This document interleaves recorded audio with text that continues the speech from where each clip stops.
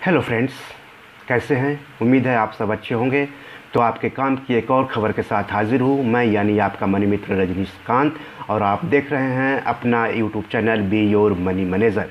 दोस्तों, अगर अभी भी आप डीमैट के बदले फिजिकल शेयर के जरिए लेन देन करते हैं तो आपके लिए ज़रूरी खबर है।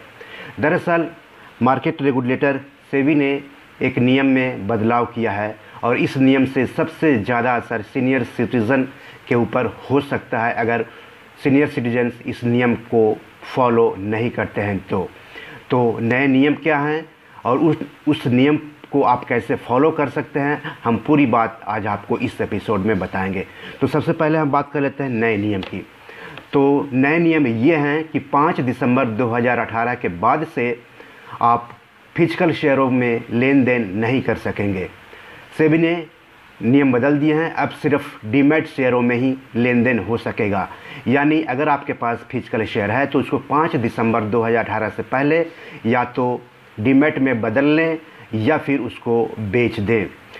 ऐसा आप नहीं करेंगे तो 5 दिसंबर के बाद अगर आप होल्ड करना चाहते हैं तो फिर बाद में आपका शेयर सर्टिफिकेट बेकार हो जाएगा, ना उसे आप बेच सकते हैं न ट्रांसफ़र कर सकते हैं। तो बेहतर है कि उसे 5 दिसंबर 2018 से पहले उसको डीमैट में बदल लें। अब आपको बताते हैं कि डीमैट और कागजी शेयर में फ़र्क क्या होता है। डीमैट और कागजी शेयरों में बेसिक फ़र्क जो होता है वो हम आपको यहाँ पर बता दे रहे हैं। कागजी शेयर में किसी शेयर में पैसा लगाने के बदले निवेशक को सर्टिफिकेट दिया जाता है जो कि भौतिक रूप में रहता है, यानी जिसे आप छू सकते हैं, एक जगह से हटाकर दूसरी जगह रख सकते हैं, जो ख़राब हो सकता है और जो ऑफलाइन रहता है। डीमैट या डीमैट शेयर फिजिकल रूप में नहीं बल्कि इलेक्ट्रॉनिक फॉर्मेट में रहता है। डीमैट शेयर को आप छू नहीं सकते हैं, महसूस नहीं कर सकते हैं। और डीमैट शेयरों का लेन देन डीमैट खातों के तहत इलेक्ट्रॉनिक फॉर्मेट में डिपॉजिटरीज के जरिए किया जाता है। भारत में नेशनल सिक्योरिटीज़ डिपॉजिटरी NSDL और सेंट्रल सिक्योरिटीज़ डिपॉजिटरी यानी CDSL प्रमुख डिपॉजिटरीज हैं। तो ये रही बात पेपर शेयर और डीमैट शेयर में फ़र्क की। अब आप फिजिकल शेयर या पेपर शेयर या कागजी शेयर को डीमैट शेयर में कैसे बदलेंगे उसके बारे में मैं आपको स्टेप बाय स्टेप बताने जा रहा हूँ। तो सबसे पहले पता कर लें कि जिस कंपनी का शेयर आपके पास है क्या वह डीमैट के लिए रजिस्टर्ड है या नहीं। कंपनी और उसके ISIN यानी इंटरनेशनल सिक्योरिटीज़ आइडेंटिफिकेशन नंबर की लिस्ट NSDL उसकी वेबसाइट है www.nsdl.co.in और CDSL उसकी वेबसाइट है www.cdslindia.com की वेबसाइट पर मिल जाएगी। ये स्टेप 1 हुआ। अब हम स्टेप 2 की बात करते हैं। स्टेप 2 है, अगर आपके नाम से आपका फिजिकल शेयर नहीं है तो उसे डीमैट में बदलने से पहले अपने नाम पर ट्रांसफ़र कर लें। स्टेप 3 है, DP यानी डिपॉजिटरी पार्टिसिपेंट के पास डीमैट खाता खोलें। इसे ऑनलाइन या ऑफलाइन खोल सकते हैं। ट्रेडिंग अकाउंट और डीमैट अकाउंट एक ही जगह खोलने की कोशिश करें तो अच्छा रहेगा। अब ये DP यानी डिपॉजिटरी पार्टिसिपेंट की लिस्ट कहाँ मिलेगी, तो इसकी लिस्ट आप NSDL की वेबसाइट पर, CDSL की वेबसाइट पर या फिर मार्केट रेगुलेटर सेबी की वेबसाइट जो कि www.sebi.gov.in है उस पर मिल जाएगी। तो आप वहाँ से DP की लिस्ट हासिल कर सकते हैं। अब हम स्टेप 4 की बात करते हैं।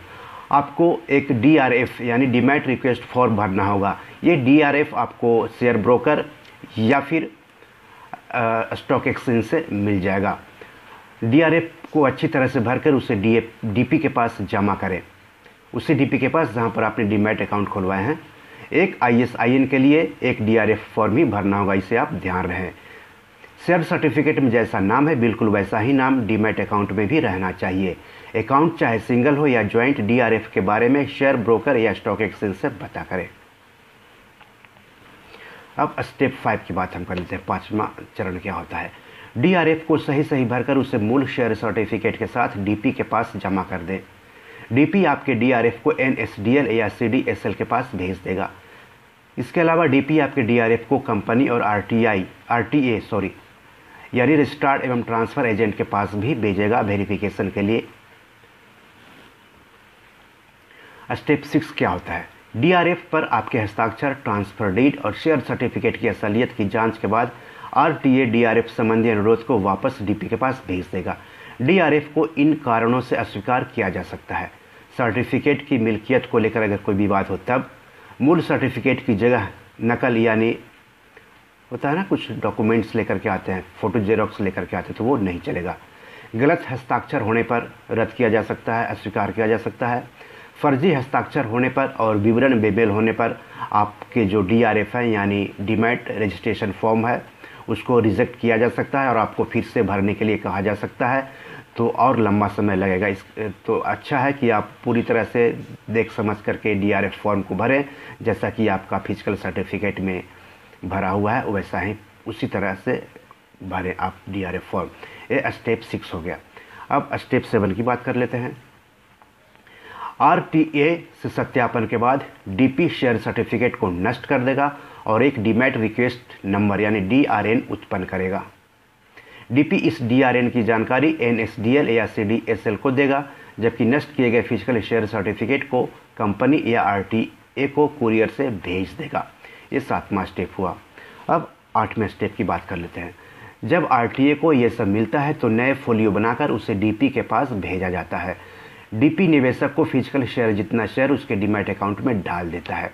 अब निवेशक चाहे तो अपने शेयर को जब चाहे बेच सकता है, जितनी मर्जी हो उतने समय तक होल्ड करके रख सकता है।